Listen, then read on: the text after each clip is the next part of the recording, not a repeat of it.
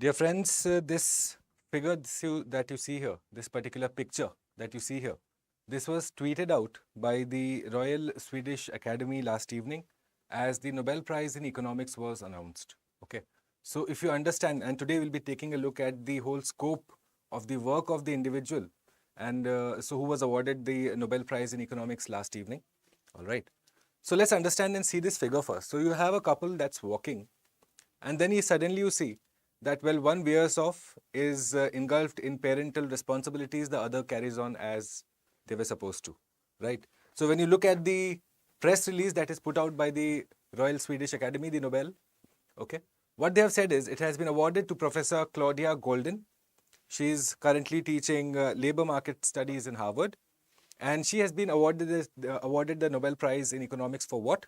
For having advanced our understanding of women's labor market outcomes, wherein what exactly did she do? She uncovered key drivers of gender differences in the labor market, right?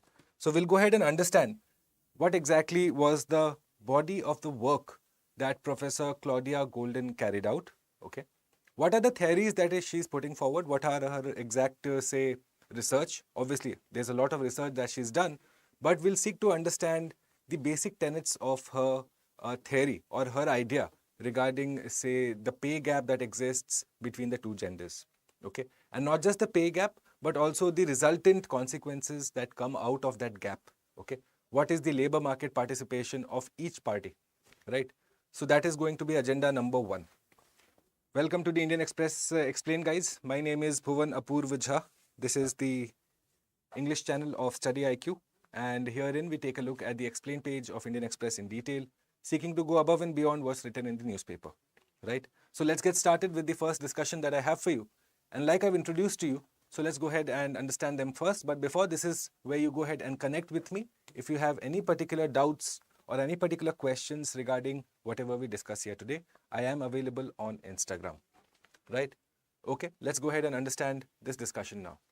So the Economics Nobel in 2023 awarded to Professor Claudia Golden, okay, once again for having advanced our understanding of women labor and their market outcomes, okay. Now what does Professor Golden do? What has exactly she proposed? She has gone ahead and basically taught and talked about 3 key concepts, okay. Very important from the point of view of getting fodder material, not just for your, say, essay paper, but also for the, say, society part of the GS papers, okay? Or when you're looking at, say, the contemporary issues of relevance, well, obviously this is one of the key issues that needs to be addressed, not just in India, but also at the global level. So a civil service aspirant will be well advised to go and pay attention to Professor Claudia Golden's work, okay? So what she's done, firstly, she talks about oral contraceptives and the decision-making power of a woman, you know? So when you talk about, say, the disparity that exists between the two genders, insofar as the participation in the labor force is concerned, or even where you do have participation, but say a pay gap exists. So therein she talks about the oral contraceptives being a source of empowerment, empowering the woman to make sure that she has independent decision-making ability. And so what were the consequences of that independent decision-making ability is the first focus of our discussion. Thereafter, we'll seek to understand the quiet revolution that Professor Golden talks about. So what is the quiet revolution? You know, this is what follows when you have, say, access to decision-making ability, access to choices, right? So therein you see that the choices that the women made after having guaranteed that, yes, they are not going to be, say, mothers early in their life, that motherhood will be delayed. So what was the economic outcome of that? How did that serve to better the woman's life? Is the quiet revolution that we will seek to understand. And then finally, she talks about gender convergence and essentially charts a roadmap for the future as to what should we do to go ahead and address this very critical issue. Right. So let's go ahead and get started. Meanwhile, revisit Rohulupula, Coder, Bulbul, Priya. Good morning, all of you. Thanks for joining. Meanwhile, if you're joining me live and if you are a first timer here or if you are an old timer here, please do consider leaving me a like. Okay. I'll try my level best to explain this and break it down in the easiest language for you. Right. Let's go ahead and understand oral contraceptives now. Okay.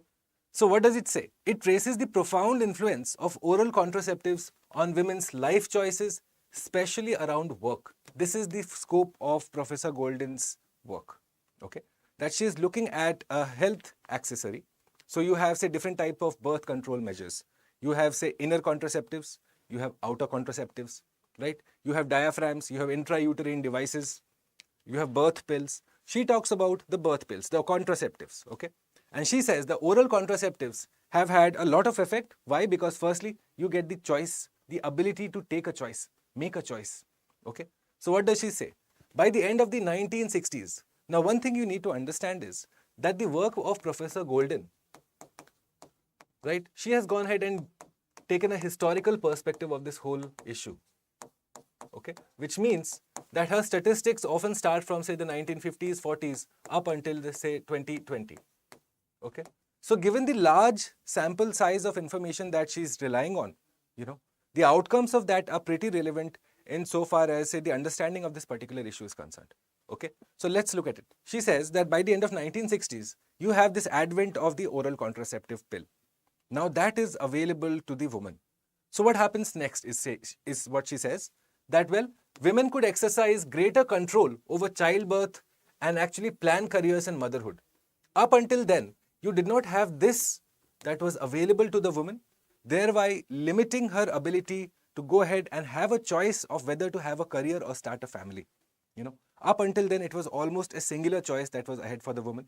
But because you had this particular oral contraceptive pill that was now available and accessible to the woman, so you found that, well, a set of women were now going ahead using this particular birth control measure and now focusing on their careers. Okay, so what happens next? She also says that, well, women ventured beyond the services sector. So traditionally, when you look at it, the traditional role of a woman is often seen as say, that of a caregiver, which is why you find that, say, women are much more likely to be in the hospitality sector, the services sector. And that was primarily to do with what? Because these are, again, low-paying jobs, low-skill jobs, up until the 1960s is what I'm talking about, okay? So now you found that because you had the access to oral contraceptive, you could go ahead and aim for the better jobs, the ones that require, say, technical ability, or what we know today as the STEM jobs, related to science, technology, engineering, management, all of those jobs, that avenue was now opened for the woman. Why? Because she had access to oral contraceptives, right? But then she says that because these are the positive factors that she's noted down. But then she says, in spite of all of this, there exists a glaring gap, okay? And that glaring gap is between the two genders. That pay gap exists because of a variety of reasons, okay? So we'll seek to understand what are the variety of reasons too, but you have to understand the first step insofar as ensuring that a woman gets an equal share of the job market pie, if you were to consider it that, is to go ahead and give access to quality health services, including contraceptives at a mass level to our women segment, right? Pranjul, good morning, welcome. Now let's look at the second part that she talks about, the quiet revolution, okay?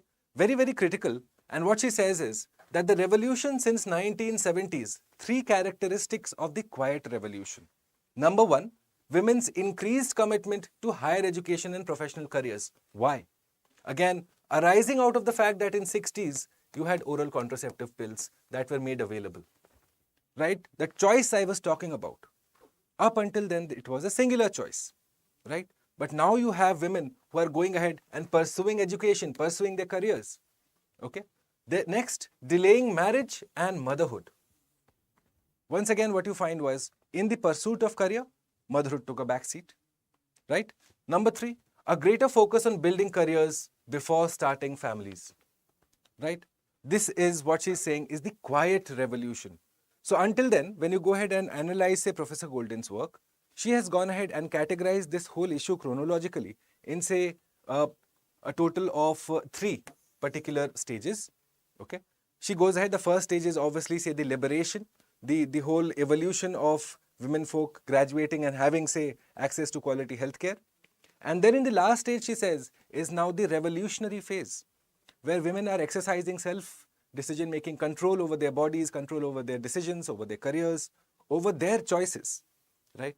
That is the revolutionary phase of this quiet revolution. Okay, Struggle, good morning, welcome, welcome. Right, so this is the quiet revolution that Professor Golden talks about. Now let's understand the third part and look at this, guys, this figure first. Okay, very interesting figure And what you notice is that what exactly is corroborated by Professor Golden's work. In the year 1960s, you have the oral contraceptive pills that come up. And in the 70s, you have a look at it. It's the women folk whose, say, participation is now on the upswing, right? A direct correlation. And what kind of jobs? Once again, the service industry jobs are now seeing a downswing, and the, say, much more STEM category, the professional jobs are now seeing an upswing. Again, this is correlation of what? The primary factor is that women had much more choices in terms of their own individuality. Okay. So this is the first part of the discussion that Professor Claudia Golden, this year's Nobel laureate in economics, is credited with. Now the third part of the discussion is the gender convergence, guys. Very, very interesting here. And that's what she says, that okay, you have gone ahead and say because of oral contraceptive pills, today you have men and women who are competing for the same amount of jobs. Okay, the same kind of jobs. But then once within the particular system, you find that there is a growing divergence insofar as the pay. Okay, that the pay gap still exists. Now, why does the pay gap exist? Okay, so let's look at it. Today, the gender wage gap is not about human capital differences, but how the labor market rewards long working hours and penalizes flexibility. Do you realize that long working hours rather than efficiency is being counted? Now you do realize that the primary responsibility of the family, more often than not, for various reasons, falls on the woman, which means she is looking at achieving a work-life balance and in fact maximizing her potential and output in the limited time that she has at work to make sure that she is getting the higher pay. Whereas a man is not having to go through the same process. A man can singularly go ahead and focus on his job, right? So that is one of the primary reasons that Professor Golden talks about as to why the pay gap so exists. Okay, jobs with non-linear pay disproportionately reward those who work particular hours. So you will find that those who work the devil hours, okay, those in fact the devil hours are the ones that are say late night or early morning hours. Okay, those individuals are often exposed to better kinds of pay because of the trouble that they're undertaking, right? At the same time, this paper, okay, this paper that has been published by Professor Claudia Golden is very critical of the work from home transition. So today our understanding of work from home is that yes, it is a very safe method of getting more women in the workforce. Whereas you find that Professor Claudia Golden's paper has a mixed perspective towards that. What does it say? It allows more flexibility. Sure, yes, that is true, that it does allow more flexibility, but it is also an equalizer. It could further separate the men from women as more women now gravitate towards the work from home, right? Her point is that eventually to close this wage gap, eventually to close this disparity so exists, you are going to go ahead and have to give equal opportunity, and you have to take into consideration the socio factors behind both men and women that determines their output. Okay, that is the primary body of work of Professor Claudia Golden. The professor has been awarded the Nobel for economics for this year. Okay, right? Now let's go ahead and understand and take a look at the economics Nobel. Just a quick revision of what the economics Nobel is all about. Now initially you just had 5 Nobels. Okay, physics, chemistry. Okay, can you let me know the 5 Nobels very quickly, guys? Literature. Okay, what were the original 5 Nobels? Let me know. We have discussed this previously. So I have told you 3: physics, chemistry, literature. Which are the other ones? Okay, which are the other ones? Fill in the gaps for me very quickly, those who are watching me live. So what you find is for the economics Nobel, it was not a part of the original Nobel. Okay, this was introduced much later, introduced by the Swedish Central Bank. Okay, they are the primary people, but you find that the entire responsibility of this Nobel is with the Royal Swedish Academy. Okay, and it is based on a donation received by the Swedish Central Bank, also called the Swedish Central Bank. It's named after it. That is immaterial for us. You have peace, very nice, and obviously you have economics. Okay, you have these 5 that are awarded. Maths is not a part of Nobel. Okay, mathematics is not a part of Nobel, right? Okay, physiology is also there, right? Okay, let's look at these questions that I have for you now. So since we discussed the labor force participation, gender pay gap, okay, wage pay gap, whatever that so exists, go ahead and answer these questions for me. Which of the above are a part of the periodic labor force survey? Question 1, labor force participation rate, worker population ratio, unemployment rate, or activity status. Okay. So which of these are a part of my periodic labor force survey, which we also know as PLFS, right? And the next question, question number 2 is, well, which organization is responsible for PLFS? Okay, the periodic labor force survey, right? Ministry of Labor, Ministry of Statistics and Program Implementation, Ministry of Women and Child Development, or none of the above. You will go ahead and answer these questions like you have been doing in the comment box below, right? Okay, before I go forward, my friends, this is closing. Today evening, we start with the next batch of Prelims to Interview initiative, right? Where you are going and getting tutored in all of these subjects. More importantly, having a roadmap ahead as you prepare for the examinations either for 2024, 25 or 26. Yes, it is applicable for both 25 and 26 as you realize that there are extended periods of validity that you can go ahead and access them for.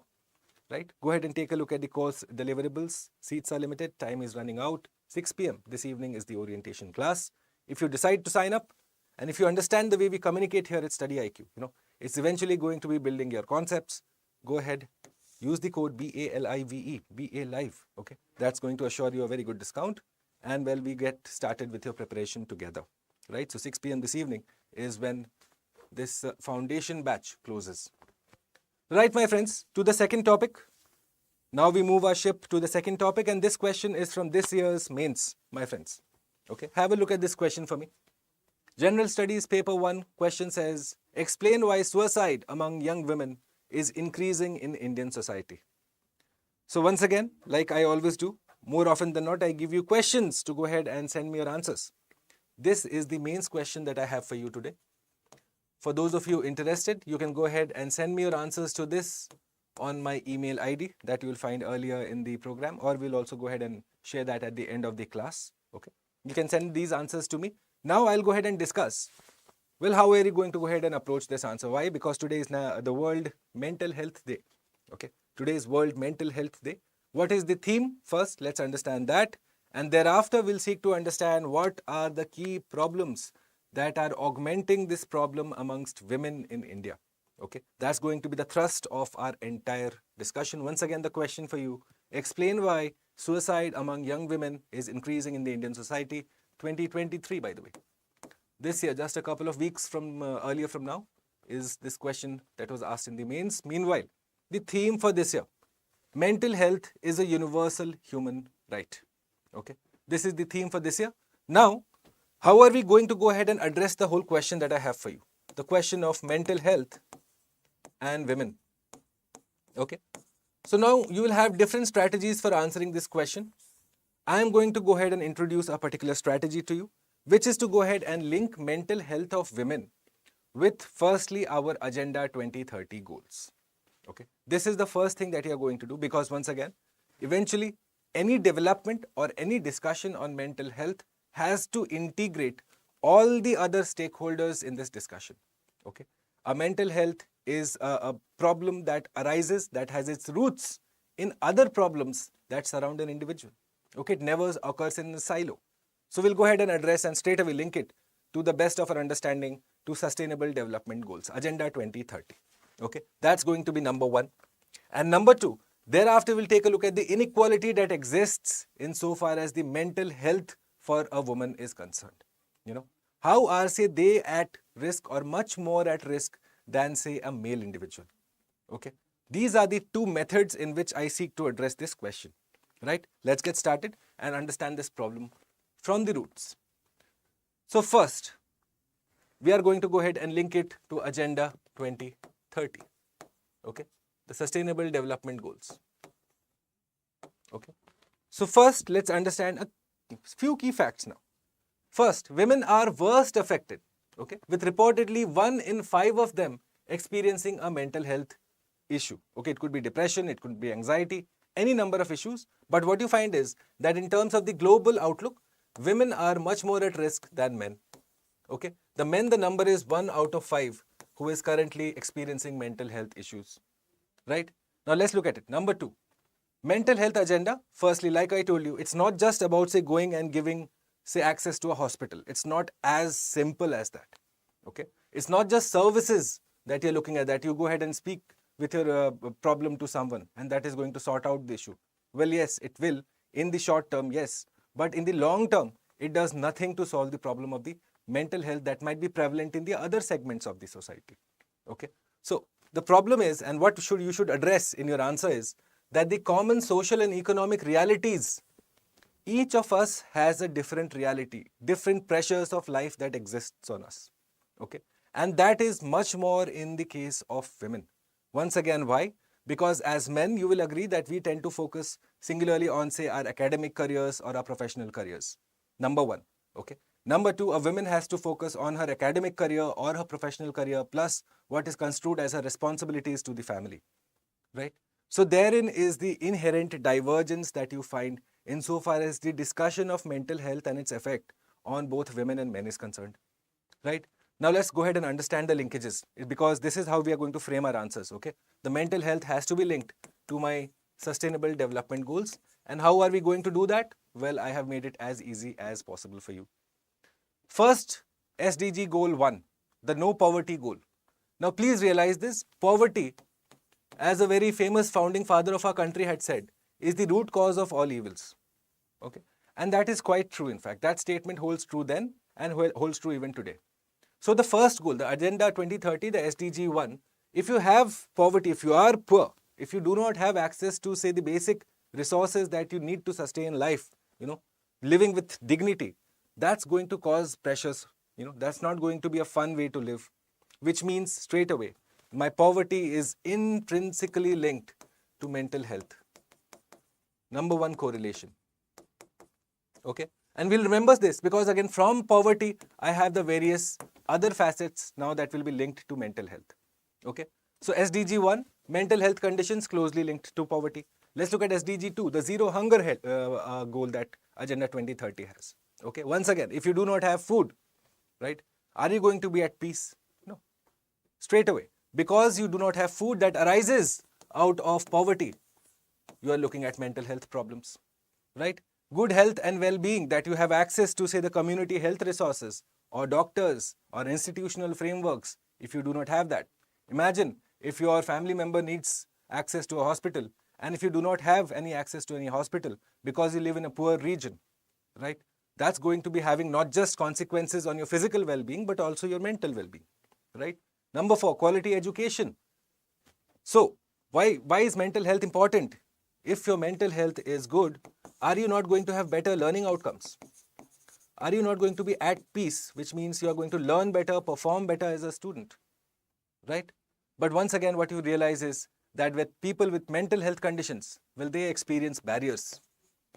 There are barriers in learning for them that exist not just at the school level, but at the university level, in jobs. When you talk about schools, it's not just the teachers who need reform, it's also the textbooks that need to be included. Do you realize? Accessible India, all of these are for what? Inclusive programs, Similarly, you need a program to go ahead and address, an inclusive program to address the issue of mental health that exists between our students, amongst our students. Yes? For that, again, just having access to a psychologist to speak it out, a psychiatrist, not good enough. Okay? Eventually, you need more thrust on addressing the cause at the root issue. Why? Because each person's reality is different. Each one coming from a different background, each one having a different upbringing, right? Each one coming from what we understand as a different social strata. So the effects of that reality is profound on any individual, right? So you cannot just have a one-size-fits-all policy, the least of all when it comes to addressing the mental health problem. Similarly, gender equality, we'll discuss today, clean water and sanitation. You must realize by now that the responsibility of getting water in rural areas especially lies with the women, right? Now imagine this, that as a woman, if you go out and in search of water, you do not get water, or you get less amount of water than what you required. Okay, you are going to be stressed. Secondly, that will have effect on the general health and sanitation of not just the individual female but also the other family members. Okay, that you are much more willing to go ahead and consume less food because you know that if I consume more, I'll have to go to the washroom, which means I'll need water. So these are the linkages that you need to develop. And once again, you realize all of them come from the primary problem of poverty. Okay, it's poverty that you need to address, and this has to be addressed at a macro level. Okay, let's look at the other ones. Affordable clean energy, which is why you find that the government of India went ahead and decided to give subsidized LPG cylinders. Okay, why? Once again, it's not just to do with, say, the access to clean fuel. It's also to provide dignity and peace of mind that so exists at a rural level. Imagine having to go out every evening to get firewood, right? That puts the security of the women at risk. That puts the whole dignity that we talk about. It's unequal. The household responsibilities are unequal. Okay. Similarly, decent work, economic conditions. You have work practices that are considered, again, discriminatory. You have work practices that could be considered to be, say, in the zone of harassment. Okay. Many females, many women working individuals, well, at work will tell you that, well, the line is often blurred when it comes to workplace harassment. Okay. That is not the case with the men folk. The men folk do express harassment, do experience harassment, but the different side of harassment. Okay. So all of these, once again, go ahead and break it down individually, right? You're looking at sustainable cities. So your city does not, you're a woman at her house, for example, walking on a road, right? It does not have a lighting facility. As simple as that. A woman walking alone on a road at, say, 11 p.m. at night. No street lights is going to affect her general sense of well-being, right? That is also to be construed as a factor that directly affects the mental health of that individual, right? So this is the whole slide that I have for you. Go through them one by one, okay? Because this is going to give you fodder points for all of the sustainable development goals, the 17 of them that we have, the Agenda 2030, and how each of them is getting linked with the mental health problem. Okay, go ahead and have a look at this slide. You are looking at, say, life below water, life on land, peace, justice, strong institutions. You must have observed by now that the first casualty of war are our women, or any particular battle or any particular civilian strife that you have. It's the women. Okay, the biggest case in example being what's happening in, say, the Middle East between Palestine and Israel, where you find that the women folk are getting targeted. The videos are going viral. It's absolutely atrocious, repulsive videos. But what's the sad truth here? That is the women folk that are getting targeted first. What do you think will be the general message now percolating in the minds of the women, right? So that's going to be affecting the mental health too, right? So let's look at it. How are you going to address these inequalities? Okay, how are you going to address these inequalities? Firstly, you have to understand it starts from poverty. Number one, we have established that fact right at the outset. Okay, that poverty is the one that keeps women locked in a vicious cycle of mental distress. Why? Because again, you find that they're differentially impacted. Why? Because again, they have different responsibilities than men. Okay, the responsibilities are not equal, which is why the effects are unequal too, right? Women have restricted options to take up paid employment. Okay, normally caregiving responsibilities, the work of Professor Claudia Goldin that we discussed right now. Was this not talking about the very same issue, right? So again, you can go ahead and link the Nobel laureate's work with what it could mean for, say, alleviating the mental health state of women in India. Okay.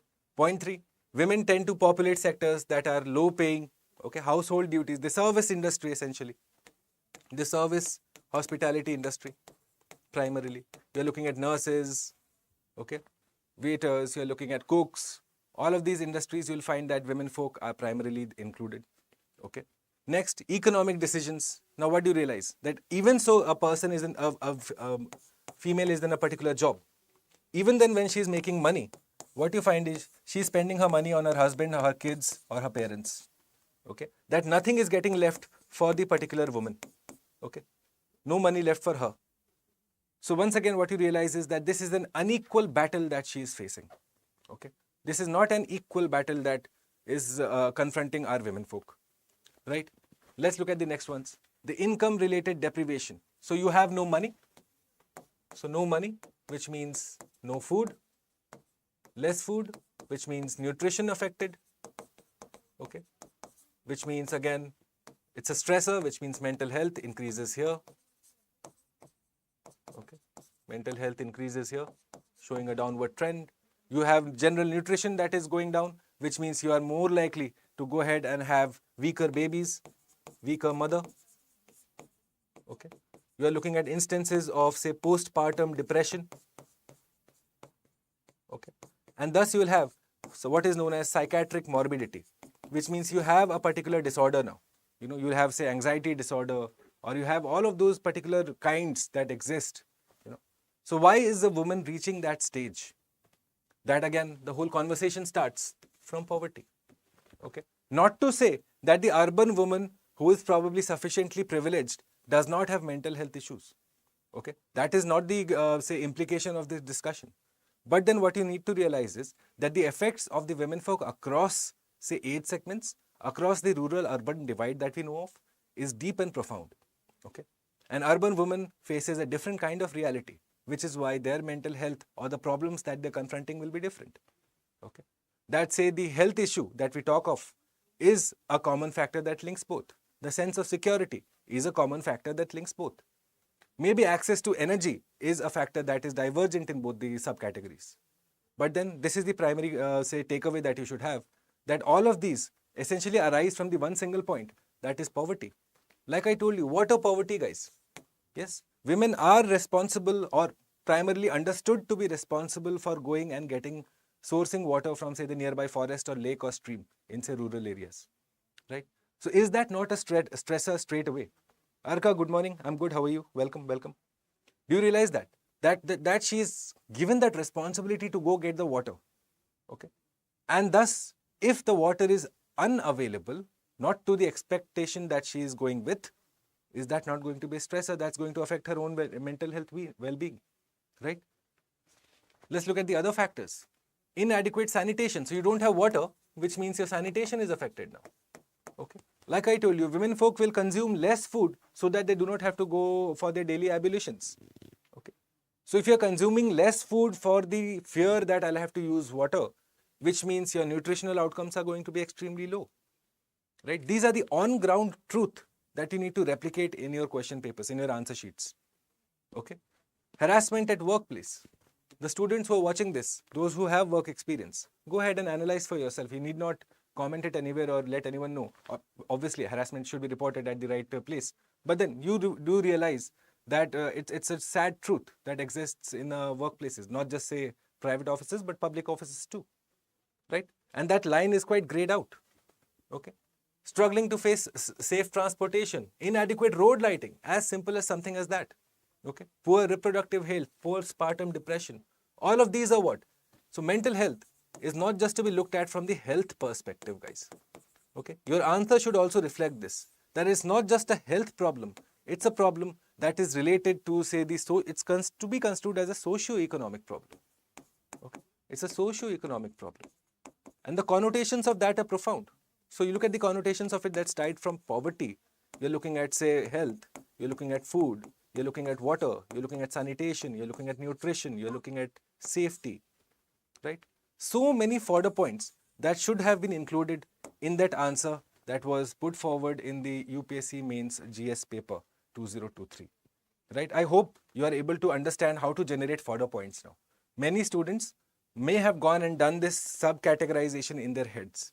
What is important is that before you start writing this, that go ahead and make a quick, say, sub-categorization in the side of your question paper and include, say, a couple of lines on each of them. The idea is that you should be showing your capacity to think in a holistic manner to the evaluator. Because once again, that is the basic prerequisite of any civil servant. You are going to be framing policies for 150 crore. If you cannot go ahead and think in a holistic manner, what good are you for the civil service? Right? So go ahead and start working on this line of thought by addressing this question that I have for you. Once again, I'll show you the question that we have put forward this morning. Okay. Explain why suicide among young women is increasing in Indian society.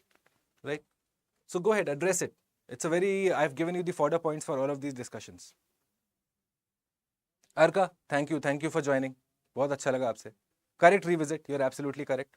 Physical health, जैसे मैंने कहा, if you need food. Food security is a basic tenet of mental health. You can't be secure inside if your tummy is empty. That does not work. Okay. Right. So go ahead and address these questions for me, my friends. Question number 3. World Mental Health Report is published by which organization?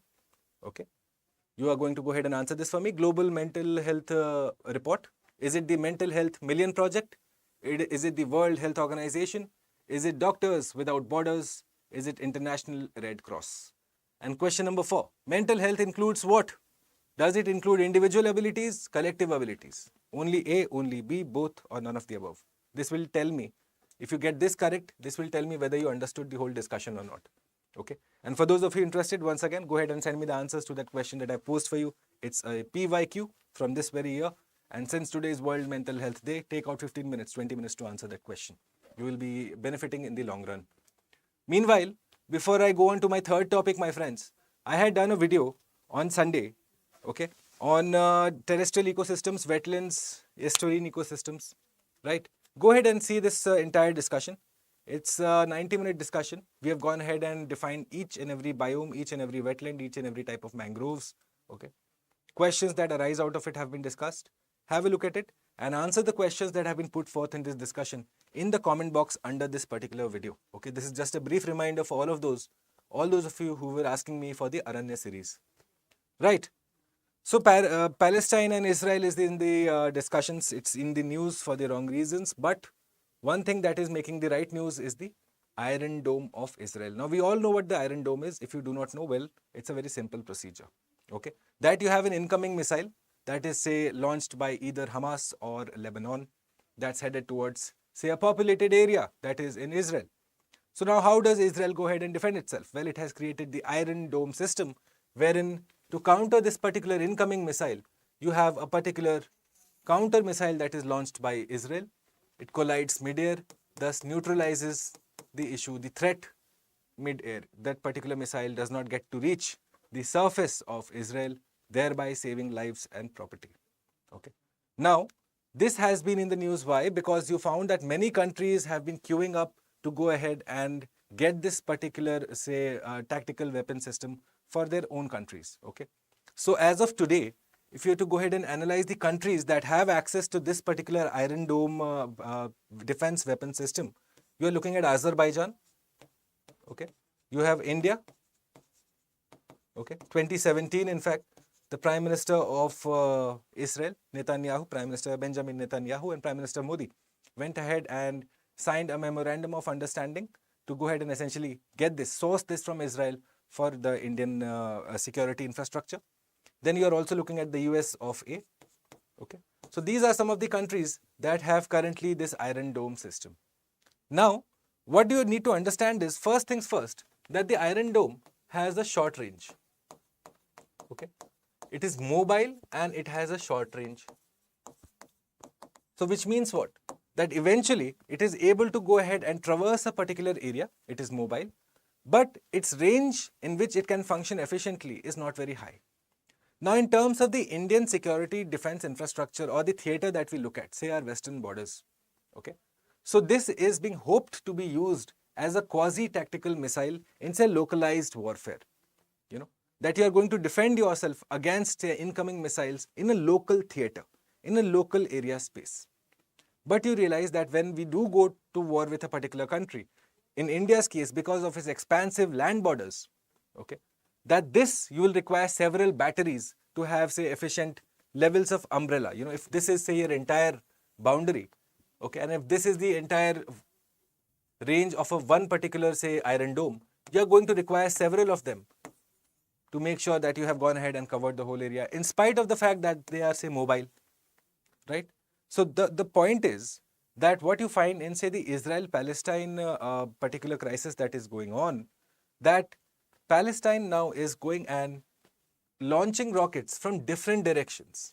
Okay, you have rockets that are coming in from different directions.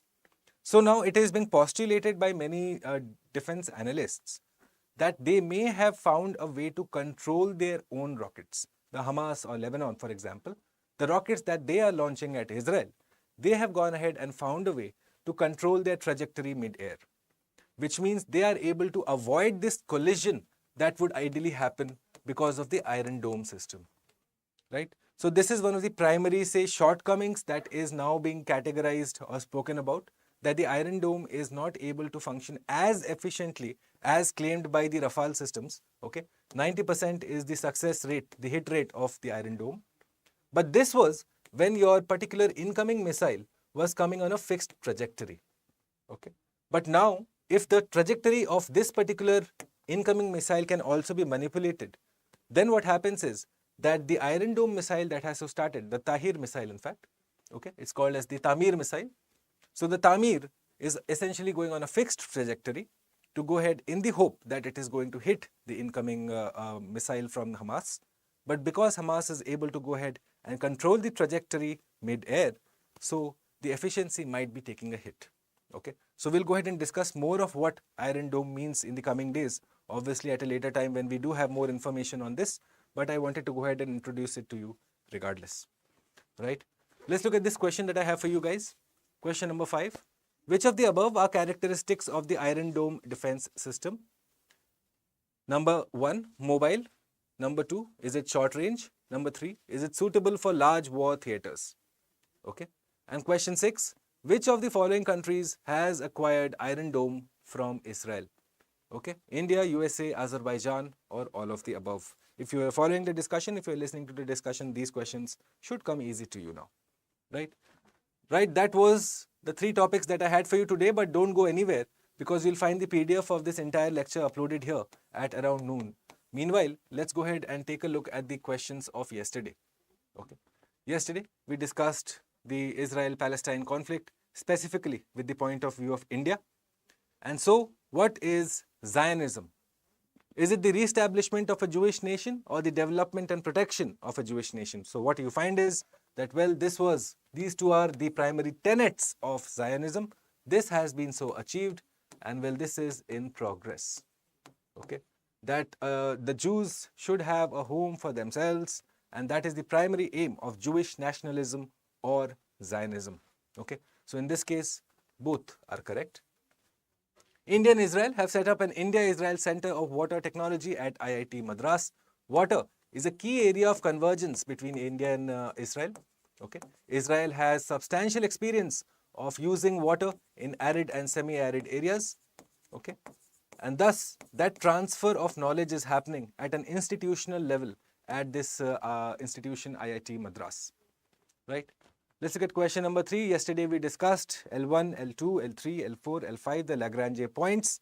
And well, this is now pretty easy. So you have the sun, you have the earth, and you have these particular points that are at a 60 degree, okay, where the gravitational perturbations of both the sun and the earth are absent, which means my L4 and L5 are considered to be the stable Lagrange points. They are free from the gravitational perturbations of both the sun and the earth.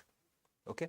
Deep space observatories use L2 point exactly. L2 point is right behind my earth, which means it's in the zone of shadow, which is all I need to go ahead and look deep into space. Right. So this is also correct. The Solar and Heliospheric Observatory, SOHO, which has been there for almost 11 years now. Okay. SOHO versus Aditya L1 is now the race. Okay. And the race is what? For going and taking a closer look at the sun. And what you find is that the Aditya L1 is capable of taking much sensitive, much hyper-localized photos of the sun because of the impressive technology that it is carrying with it.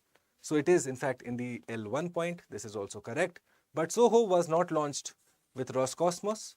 NASA and the European Space Agency went ahead and launched the SOHO, okay, the Solar and Heliospheric Observatory, which is why my above pairs are only 3. Okay, C being the answer here. Now the launch vehicles with the space agencies that launched them. So Ariane 5, European Space Agency, absolutely correct. Long March, okay, it's our neighbors from the north, China, that had the Long March vehicle system. Soyuz is north of China, the Russians had this. And the space launch system is with NASA. Okay. So the incorrectly matched. Now what I found was many of you went ahead and answered the correctly matched. Okay. So here is a short SOP for you that you should follow before you answer any question, guys. Okay. I tell this to all my students. Here it is if you do not know it yet. Okay. For answering for any question, go ahead and first look at the problem statement. Okay. Thereafter, take a look at the options that are provided. And thereafter, go ahead and look at it, whether it is asking you to identify the correct or the incorrect. For each and every question, this is the standard operating procedure that you must follow. Okay, to avoid these kind of silly mistakes that could finally make the difference between you getting selected or not getting selected and having to waste or invest one more year. Okay, follow this SOP. It's a simple SOP. It costs nothing. Go ahead and use this to avoid these kind of, well, very basic mistakes. So my incorrectly matched here being B, C, and D. Okay, I don't want to name names, but many of you made this mistake. You just marked only A. Right. Consider the following, which can be found in ambient atmosphere. Right. Soot, sulfur hexafluoride, water vapor. Well, all three of them are going to be contributing to the warming up of my atmosphere. But other than that, if you have to go ahead and look at the other warming up agents, you are looking at CO2, you are looking at methane, you are looking at nitrous dioxide. Okay. What are the other ones, guys? Very quickly tell me. Huh? What about my, say, HFCs? My hydrofluorocarbons, okay, my chlorofluorocarbons, all of those halogenetic agents that I talk about, my perfluorocarbons, okay. So these are the others besides these that are going to go ahead and cause warming up of my atmosphere.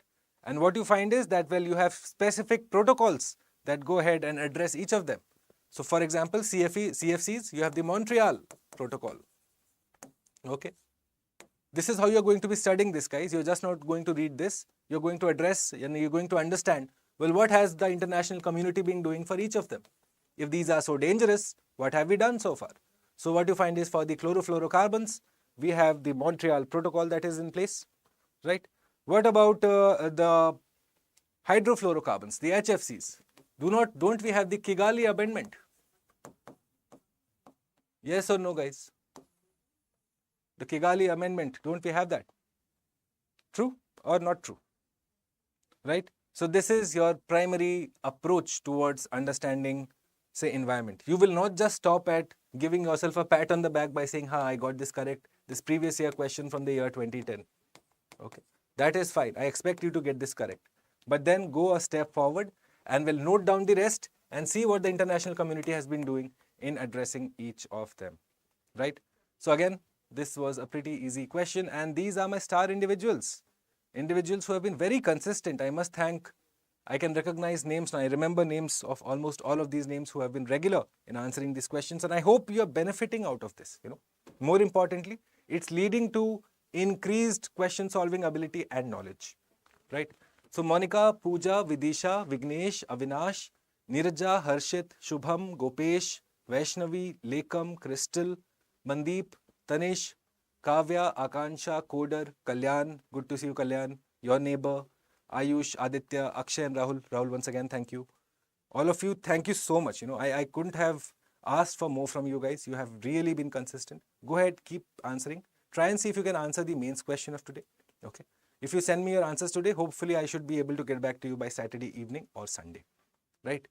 So, well, that concludes this class that I have for you. You will find the entire PDF of this lecture uploaded on my Telegram channel.